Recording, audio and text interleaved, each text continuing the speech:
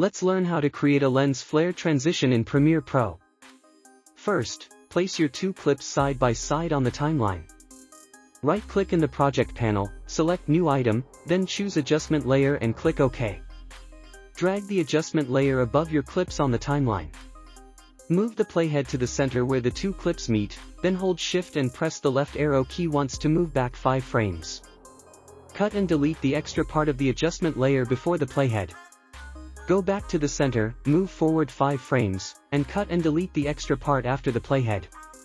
Go to the Effects panel, search for Lens Flare, and drag it onto the adjustment layer.